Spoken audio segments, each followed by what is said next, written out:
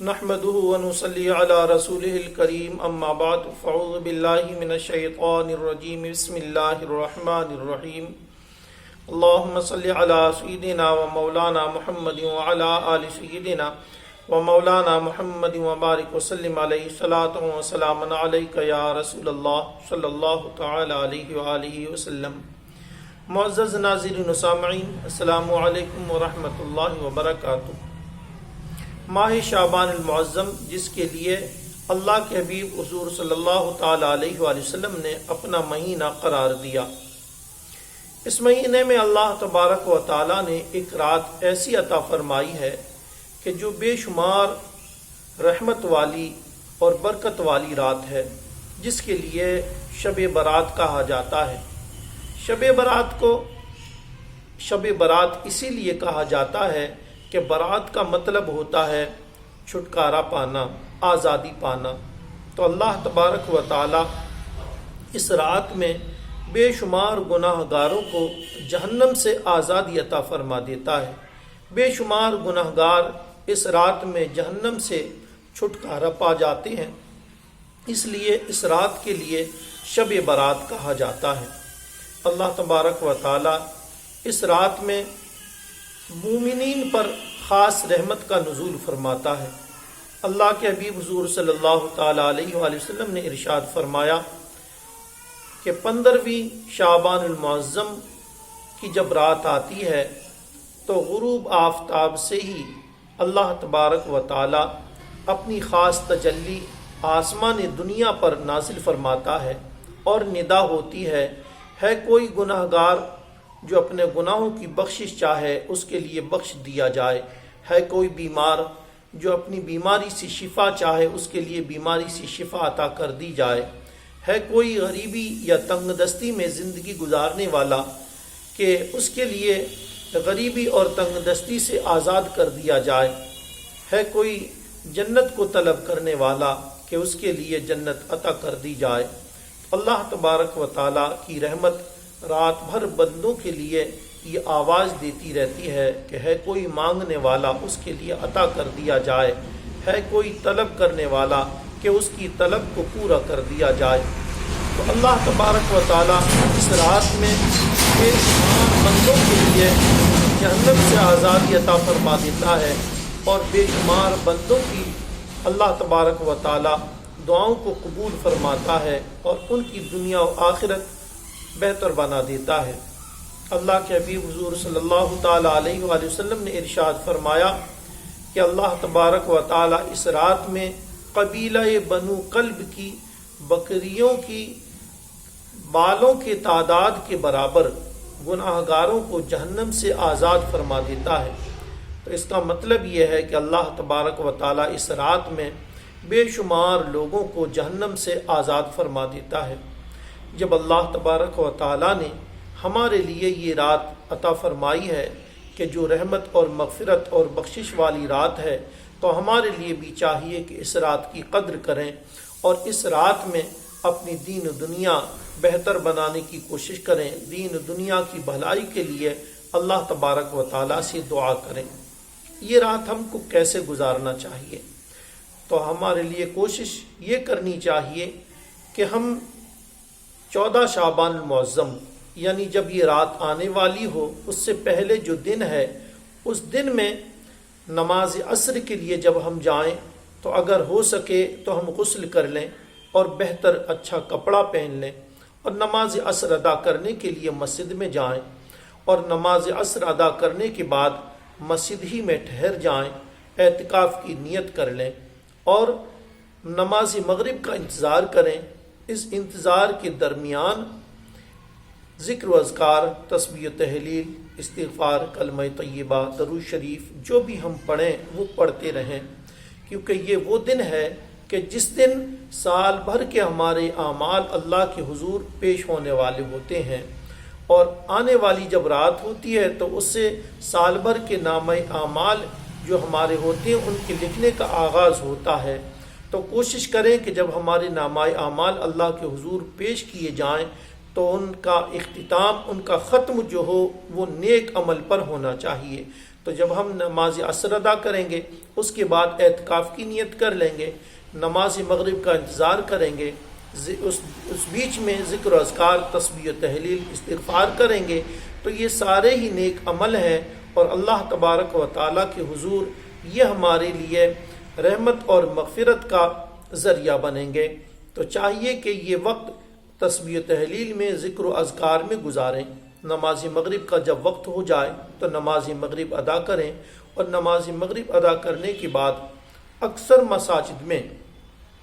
جو 6 رکعت نماز نفل ادا کرائی جاتی ہے وہ نماز نفل ادا کریں۔ اگر آپ کہیں ایسی جگہ ہیں کہ مسجد میں نہیں ہے، گھر میں ہے یا مسجد دور ہے، آپ وہاں نہیں پہنچ پائے، تو یہ 6 رکعت نماز نفل آپ اپنے گھر پر بھی رہ کر ادا کر سکتے ہیں۔ یہ نماز نفل جو 6 رکعت ہے وہ آپ کو کیسے ادا کرنا ہے کہ پہلی 2 رکعت نماز نفل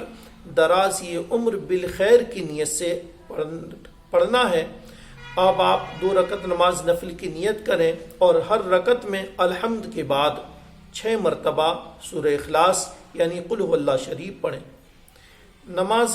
نماز نفل جو 2 رکعت آپ نے پڑھی ہے مکمل کرنے کے بعد 1 مرتبہ سورہ یاسین شریف پڑھ لیں، اور پھر دعائے نصف شعبان المعظم پڑھ لیں،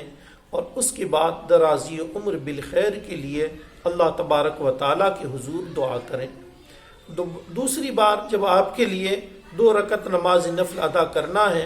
تو یہ تنگ دستی سے نجات پانے کے لیے رزق میں فراخی اور وسعت اور برکت کی نیت سے 2 رکعت نماز نفل پڑھنا ہے، اور اس میں بھی آپ کے لیے الحمد کے بعد ہر رکعت میں 6 مرتبہ قل هو اللہ شریف پڑھنا ہے،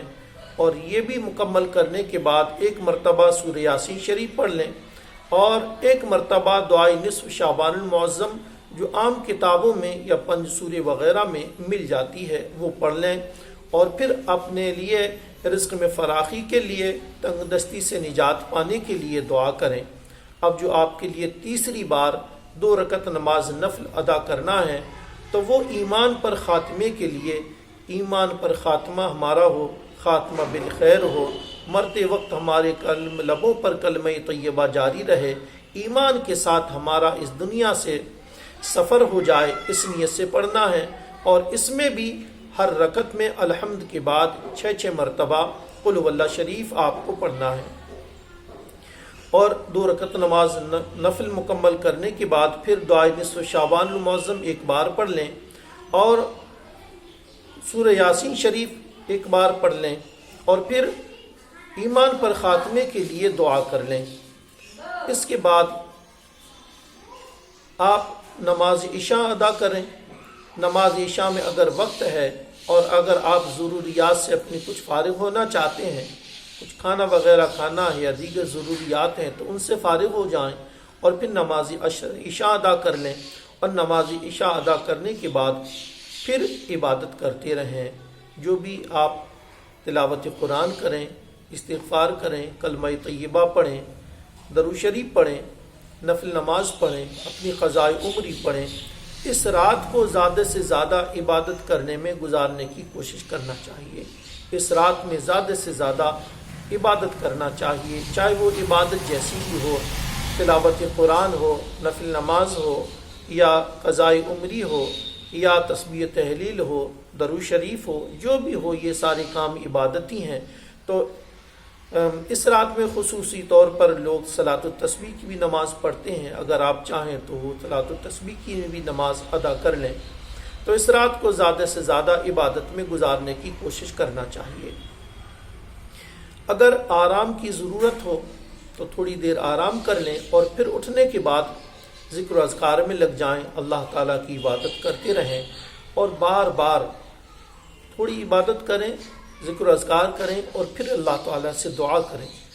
عبادت کریں اور پھر اللہ تعالیٰ سے دعا کرتے رہیں، اور جب دعا کریں تو آپ کے دل سے دعا ہونا چاہیے، دل سے آواز نکلنا چاہیے، رو کر گر گرا کر اللہ تبارک و تعالیٰ سے مانگنا چاہیے کہ یہ رات وہ ہے کہ اللہ تبارک و تعالیٰ کی رحمت خود بندوں کو آواز دیتی ہے کہ ہے کوئی مانگنے والا کو اس کے لیے عطا کر دیا جائے۔ ہمیشہ ہم خود مانگتے ہیں، اس کے در پر ہم خود دستک دیتے ہیں، اور آج اس کی رحمت خود آواز دیتی ہے کہ ہے کوئی مانگنے والا اس کے لیے عطا کر دیا جائے۔ تو اللہ تبارک و تعالیٰ کی رحمت اس رات میں زور شور پر ہوتی ہے، بندوں کے اوپر جھما برستی ہے۔ اللہ تبارک و تعالیٰ کی رحمت کا دروازہ کھلا ہوا ہوتا ہے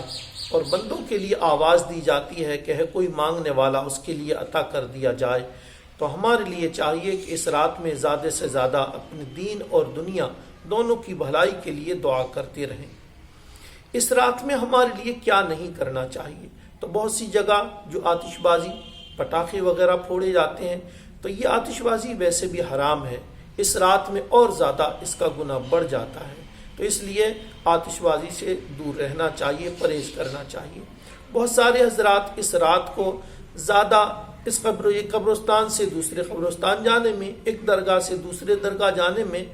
خراب کرتے ہیں، وقت کو ضائع کرتے ہیں۔ تو چاہیے کہ جو قریبی قبرستان ہو وہاں، یا کوئی قریبی مزار شریف ہو، وہاں پر تھوڑے وقت جائیں، وہاں فاتحہ پڑھیں اور دعا کریں، اور پھر واپس آ کر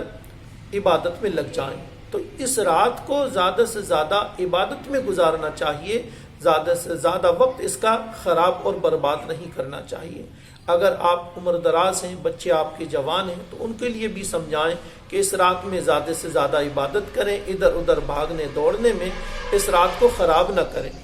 اللہ تبارک و تعالی ہم سب کو اس رات کی قدر کرنے کی توفیق عطا فرمائے،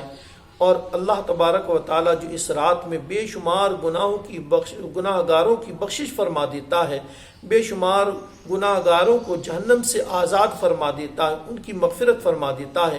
دعا کریں اللہ تبارک و تعالی ہمارا بھی شمار ان بخشے ہوئوں میں فرما دے، ان جہنم سے آزادی والوں میں فرما دے جن کے لیے اللہ تبارک و تعالی اس رات میں بخش دیتا ہے، اور اس رات میں جن کے لیے جہنم سے آزاد فرما دیتا ہے۔ اللہ تبارک و تعالی ہم سب کو زیادہ سے زیادہ اس رات سے برکتیں حاصل کرنے کی توفیق عطا فرمائے، اس رات میں زیادہ سے زیادہ نیک عمل کرنے کی توفیق عطا فرمائے۔ آمین برحمتک یا ارحم الراحمین۔ السلام علیکم ورحمۃ اللہ وبرکاتہ۔